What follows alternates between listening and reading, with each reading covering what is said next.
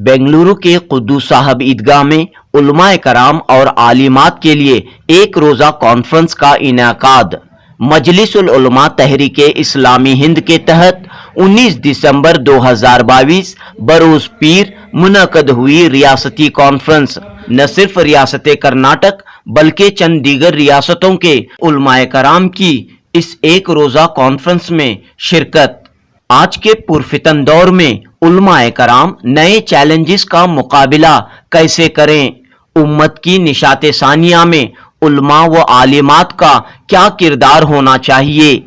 मुल्क की बदलती हुई सूरत हाल और मुसलमानों की हिकमत अमली, इस्लामी माशरे की तश्कील और उम्मत का मुस्तकबिल, जमात इस्लामी हिंद के 75 साल खिदमात व असरात, इस तरह मुख्तलिफ मौज़ूआत पर इजलास में रोशनी डाली गई। खास तौर पर मिल्लत इस्लामिया को दरपेश चैलेंजेस में उलमाए कराम मेंबर व महराब से अवाम की किस तरह रहनुमाई करें, इस्लाम के खिलाफ जारी प्रोपेगेंडे को किस तरह शिकस्त दें, मुल्क और मिल्लत में मायूसियों को ख़त्म करने, मस्बत सोच व फिक्र को आम करने, मिल्लत के हौसलों को बुलंद रखने, मिल्लत की सफ़ों में इत्तेहाद को कायम व दायम रखने के लिए उलमाए कराम आगे आएं। इजलास के जरिए ये पैगाम भी दिया गया कि उलमा खुद एतमादी कुव्वत ईमानी और जुरात ईमानी से काम लेकर मिल्लत की सही रहनुमाई के लिए आगे आएं। पेश है जुनूबी न्यूज़ की रिपोर्ट। बिस्मिल्लाहिर्रहमानिर्रहीम। आज मजलिस उलमा तहरीक इस्लामी हिंद कर्नाटका की रियासती कॉन्फ्रेंस आलिम और आलिमात के लिए मुनक़िद हुई और रियासत कर्नाटका के अलावा महाराष्ट्र, तेलंगाना और दीगर इलाक़ों से भी यहाँ उलमा मौजूद थे और मौक़र उलमाए कराम के यहाँ पर बयानात हुए और ख़ास तौर पर मिल्लत के इत्तेहाद के अमली शक्लों पर और उलमाए कराम के इक़दामी तरीक़ेकार पर बहुत तफसील के साथ गुफ्तगू हुई और इस कॉन्फ्रेंस से उम्मीद ये की जाती है कि इंशाअल्लाह ये लोग जब वापस जाएंगे तो मिल्लत इस्लामिया में एक नई रूह ये बेदार करेंगे और मिल्लत में इस्तिक़ामत और दीन पर साबित क़दमी और जो नई तहज़ीबी अलगार इस वक्त आ रही है उसका मुकाबला करने की सलाहियत इंशाअल्लाह मिल्लत इस्लामिया के नौजवानों के अंदर पैदा होगी। ये उम्मीद इसके ज़रिए से की जाती है और फिर मिल्लत के अंदर एक मकसद की बुनियाद पर इत्तेहाद इंशाअल्लाह क़ायम होगा और ख़ास तौर पर ब्रॉड बेसिस पर मुत्तहिद होने के लिए यहाँ पर पैगाम दिया गया है और जुज़वियात और फ़ुरोइयात को छोड़कर ये इत्तेहाद की दावत यहाँ पर दी गई और मैंने देखा कि उलमा बहुत खुश थे और बहुत मुतासिर हुए।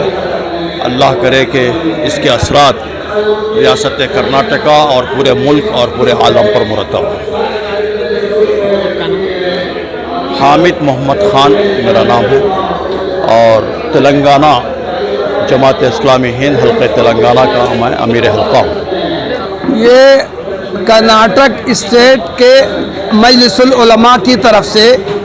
ये उलमा कॉन्फ्रेंस मुनक़िद की गई थी। इसके दो पैगाम थे। एक तो एक ही इस्लामिक सोसाइटी, इस्लामी माशरा को तश्कील देने के लिए उलमा और आलिमात यानी मर्द और औरत जो दीनी मदारिस के फारिग हैं वो क्या किरदार अंजाम दे सकते हैं। और इस कॉन्फ्रेंस का दूसरा पैगाम ये था कि उम्मत में इत्तेहाद और इत्तफ़ाक़ को कैसे फ़रोग़ दिया जाए और उनके दरमियान जो मामूली इख्तलाफात हैं वो नज़रअंदाज करके एक मिशन के तहत उलमा और आलिमात क्या खिदमात अंजाम दे सकती हैं, उस मौजू पर यह कॉन्फ्रेंस मुनक़िद की गई थी। ऐसा क्यों नहीं हो रहा है? इत्तेहाद क्यों नहीं हो रहा है? اور کئی معاملات میں ہم دیکھتے ہیں کہ یہ باتیں بھی سننے کو ملتی ہیں، علماء کی وجہ سے اختلاف بڑھ رہا ہے، یہ بات بھی سننے کو مل رہی ہے۔ دیکھیے صحیح بات یہ ہے کہ مسلمانوں کے تمام گروہوں میں طبقات میں اتحاد کی بنیادیں بہت زیادہ ہیں، اختلاف کے معاملات بہت کم ہیں، لیکن صورتحال یہ ہے کہ ان معمولی چیزوں کو جو فروعی اختلافات ہیں، جو معمولی اختلافات ہیں، ان کو بہت زیادہ بڑھا چڑھا کر پیش کیا جاتا ہے۔ تو ہمارا اس یہ کانفرنس کرنے کا مقصد یہ تھا کہ ہم مسلمانوں کے تمام گروہوں کو اور تمام وابستہ علماء سے اور عالمات سے ہم یہ کہیں کہ ہر طرح کی گروہی عصبیتوں سے اوپر اٹھ کر وہ مسلم سماج کی اصلاح اور دین کی دعوت پہنچانے کے لیے مل جل کر کام کریں۔ آپ کا اس میں شرکت؟ جی میرا نام محمد رضی الاسلام ندوی، میں جماعت اسلامی کے مرکز میں شعبہ اسلامی معاشرہ جو اصلاح معاشرہ کا شعبہ ہے اس کا انچارج ہوں۔ الحمدللہ مجلس علماء تحریک اسلامی ہند حلقہ کرناٹک کی جانب سے ایک روزہ کل ریاستی کانفرنس علماء کی منعقد کی گئی۔ بڑی تعداد ماشاءاللہ پورے ریاست سے اور بعض پڑوس ریاستوں سے بھی، تلنگانہ ہے، مہاراشٹرا، تمل ناڈو اور گجرات سے بھی کچھ علماء اس میں شرکت کی الحمدللہ، اور بڑی تعداد خواتین عالمات کی الحمدللہ اس میں شریک رہی۔ اہم پیغامات جو ہے اس میں دیے گئے، ایک یہ کہ ملت اسلامیہ کو اس وقت جو چیلنجز درپیش ہیں اور جو فتنے درپیش ہیں ان کا مقابلہ علماء کیسے کریں، یہ مولانا خالد سیف اللہ رحمانی صاحب جنرل سیکریٹری آل انڈیا مسلم پرسنل لا بورڈ کا اہم پیغام تھا اس میں کہ اس وقت آپ کمر بستہ ہو جائیے دین کی خدمت کے لیے، اور انبیائی مشن کو ادا کرنے کے لیے آپ انبیاء کے وارث ہیں، انبیاء کے وارث ہونے کی حیثیت سے آپ کی ذمہ داری بنتی ہے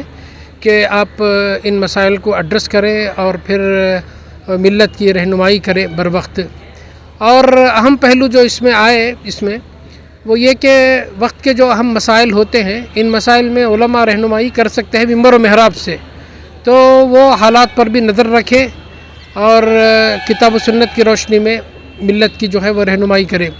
اور ایک اہم بات جو اس میں آئی وہ اتحادی ملت کی بات تھی۔ اتحادی ملت میں یہ کہ اختلاف کے باوجود بھی اتحاد کے بارے انضمام کے نہیں ہے کہ پوری طریقے سے سارے اختلافات کو مٹا کر سب ایک رنگ ہو جائیں، یہ ممکن نہیں ہے، یہ گوناگونی رہے گی، اور اصولوں میں اتفاق کے ساتھ فروعیات میں جزئیات میں اختلاف رہے گا۔ اختلافات کے باوجود بھی کامن مشترکہ پلیٹ فارم پر ملت متحد ہو سکتی ہے، ملت کے درمیان اتحاد ہو سکتا ہے، اور ایسے کامن پلیٹ فارم ہم کو تلاش کرنا چاہیے۔ ان کامن پلیٹ فارم میں مثلا نظام عدل و قسط ہے، انصاف عدل و قسط کے لیے کام کرنا ہے، پوری ملت کا اس پر اتفاق ہے۔ انسانوں کے درمیان انسانی رابطہ ہونا چاہیے،